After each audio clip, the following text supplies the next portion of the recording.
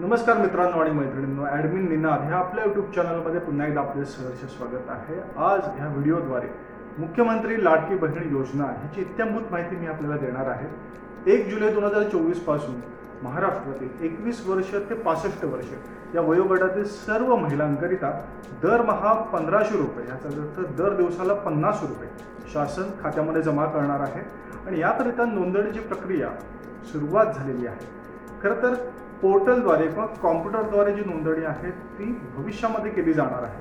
सध्या नारी शक्ती दूत या मोबाईल ॲप्लिकेशनद्वारे ही नोंदणी केली जात आहे. त्यामुळे महिलांनी देखील मोबाईलद्वारे घर बसल्या स्वतःचे सगळे डॉक्युमेंट स्वतःसमोर ठेवून स्वतः फॉर्म भरण्याची कार्यवाही केली पाहिजे, जेणेकरून डेडलाईन टाळता येईल. 31 ऑगस्टपर्यंत आपल्याला जो फॉर्म भरायचा आहे त्याच्या खूप लवकर आपण ही कार्यवाही करू शकतो. 15 ऑगस्ट स्वातंत्र्य दिन ते 19 ऑगस्ट रक्षाबंधन या कालावधीमध्ये ही जी रक्कम आहे ती प्रत्येक महिलेच्या खात्यावरती जमा केली जाणार आहे. त्यामुळे प्रत्येक महिलेने ह्या योजनेचा जरूर लाभ घ्यावा. आता आपण महाराष्ट्रातली कुठली महिला ह्या योजनेसाठी पात्र आहे त्याची थोडक्यात माहिती घेऊया. पहिलं म्हणजे महाराष्ट्राची रहिवाशी असणे अत्यंत आवश्यक आहे. याचा अर्थ महाराष्ट्राचं डोमिसाईल हवं. खरं तर आता 15 वर्षापूर्वीचं रेशनिंग कार्ड असेल, आधार कार्ड असेल, मतदान कार्ड असेल, ते देखील आता आपण यूज करू शकतो. त्याद्वारे ह्या योजनेचा लाभ घेऊ शकतो. दुसरं, वयाची 21 वर्ष ते वयाची 65 वर्ष इतक्या कालावधीतील ज्या महिला आहेत, वयोगटातील ज्या महिला आहेत त्या या योजनेचा लाभ घेऊ शकतात. आणि एका कुटुंबातील 2 महिला देखील या योजनेचा लाभ घेऊ शकतात. खरं तर आईचं वय जर 61 वर्ष असेल आणि मुलीचं वय, घरातल्या मुलीचं वय हे 23-24 वर्ष वय असेल, तर दोन्ही महिलांना या योजनेचा लाभ होऊ शकतो. आईला 1,500 आणि मुलीला 1,500 असे 3,000 रुपये दरमहा त्यांच्या घरामध्ये येऊ शकतात. राज्यातील विवाहित असतील, विधवा असतील, घटस्फोटित असतील, परित्यक्ता असतील आणि निराधार महिला असतील, त्या महिलांकरिता सदरची योजना कार्यान्वित केलेली आहे. या योजनेसाठी कोण अपात्र आहे त्याची भली मोठी लिस्ट शासनानं जारी केली आहे. आणि या व्हिडिओतील हा अत्यंत महत्त्वाचा कंटेंट आहे, जो इतर व्हिडिओपेक्षा आणि इतर माहितीपेक्षा वेगळा ठरणार आहे. ज्या कुटुंबाचं प्रमाणपत्र हे 2.5 लाखापेक्षा अधिक आहे त्या महिला या योजनेसाठी अपात्र असतील. कुटुंब म्हणजे काय ते आपण समजून घेऊ. रेशनिंग कार्डावरती महिलेचं नाव सध्या असतं. ती महिला आणि तिचे नातेवाईक ज्यांचं त्या रेशनिंग कार्डावरती नाव आहे ते सर्व त्या कुटुंब म्हणून गणले जातात. कुटुंबामध्ये पुरुषाने कमवलेला पगार, त्याला मिळणारी मिळकत, महिलेचा पगार, तिची मिळकत, हे सगळ्याचा अंतर्भाव होत असतो. त्यामुळे जर महिलांना ह्या योजनेचा लाभ घ्यायचा असेल त्यांचं रेशनिंग कार्ड हे सेपरेट असणं आवश्यक आहे. केवळ तिचं उत्पन्न त्याच्यामध्ये दिसलं पाहिजे, तिचंच नाव फक्त रेशनिंग कार्डावर असलं पाहिजे. आणि त्याच्यावर जे अवलंबून कोणी असेल तर त्यांचं उत्पन्न नगण्य असलं पाहिजे, 2.5 लाखाच्या आत असलं पाहिजे. ते ह्या योजनेचा लाभ घेऊ शकतात. दुसरं कोण अपात्र आहे तर जे इन्कम टॅक्स पेअर आहे, त्या कुटुंबातील सदस्य हे इन्कम टॅक्स पे करतात, त्यांना याचा लाभ होणार नाही आहे. तिसरं म्हणजे ज्या कुटुंबातील सदस्य हे राज्य सरकारी कर्मचारी आहेत किंवा महामंडळामध्ये आहेत, जसं की बीज महामंडळ, MIDC याच्यामध्ये कार्यरत आहेत, किंवा शासनाचे जे उपक्रम असतात, महाराष्ट्र शासनाचे, केंद्र शासनाचे, त्याच्यामध्ये कार्यरत आहेत, किंवा सेवानिवृत्त आहेत, यांना ह्या योजनेचा लाभ घेता येणार नाही. थोडक्यात सांगायचं म्हणजे जे कुटुंबातील सदस्य शासकीय अनुदान घेत आहेत, शासकीय रक्कम स्वीकारत आहेत त्यांच्या कामासाठी, सेवानिवृत्तीनंतर असेल किंवा कार्यरत असतील, त्या कुटुंबातील महिलांना ह्या योजनेचा लाभ होणार नाही. पुढे आपण बघायचं झालं तर ज्यांचे कुटुंबातील सदस्य हे कॉर्पोरेशनमध्ये आहेत किंवा सरकारचं जे बोर्ड असतात, वेगवेगळी महामंडळ असतात, त्याच्यामध्ये कार्यरत आहेत, त्यांना याचा लाभ होणार नाही आहे. स्पष्ट करता येईल की मुख्यमंत्र्यांनी आत्ताच थोड्या वेळापूर्वी कुटुंबातील जमिनीची अट काढून टाकलेली आहे. त्यामुळे आता कितीही प्रमाणामध्ये जमीन असेल तरी देखील ह्या योजनेचा लाभ सहजपणे घेता येणार आहे. कारण असं की जिरायत जमीन 6 एकर आहे, 10 एकर आहे, 50 एकर आहे, मात्र पाऊस नसल्यामुळे, पाणी नसल्यामुळे जर उत्पन्नच नाही आहे तर त्या महिलांना देखील या योजनेमध्ये घेण्यात यावं. याकरिता 2.5 लाखाचीच लिमिट फक्त आता आहे, जमिनीची लिमिट काढून टाकण्यात आलेली आहे. तसंच ज्यांच्याकडे ट्रॅक्टर वगळून कुठलंही 4 चाकी वाहन कुटुंबातील सदस्यांकडे नोंदणीकृत असेल त्यांना देखील या योजनेचा लाभ घेता येणार नाही.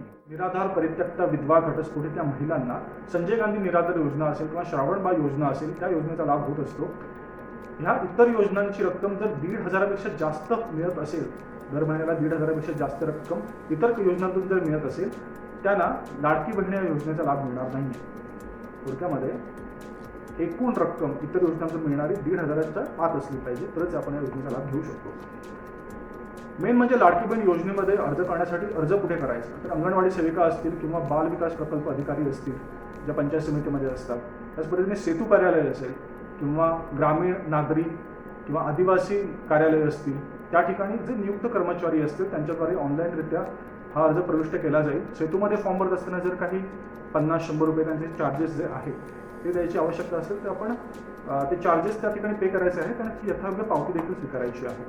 1 जुलैपासून हा फॉर्म भरायला सुरुवात झालेली आहे आणि 31 ऑगस्ट त्याची लास्ट डेट आहे. ह्याच्यामध्ये सुरुवातीला सर्वांचे फॉर्म भरून झाल्यावरती जर 30 ऑगस्टला कुठल्या महिलेने जर फॉर्म भरायचा तिथला शक्य झालं 30 ऑगस्टला म्हणजे डेडलाईनच्या जरा आधी तिचा फॉर्म जर सबमिट झालेला आहे तरी देखील तिला जुलै महिना आणि ऑगस्ट महिना ह्या दोन्ही महिन्यांचे 1,500 रुपये प्राप्त होणार आहे. त्यामुळे जी तारांबळ सध्या उडते आहे तातडीने फॉर्म भरण्यापर्यंत त्याची आवश्यकता नसून थोडं स्टेप बाय स्टेप आपले सर्व डॉक्युमेंट्स आधी क्लिअर करून डोमिसाईल उत्पन्न प्रमाणपत्र हे क्लिअर करूनच मग आपल्याला हा फॉर्म सबमिट करायचा आहे.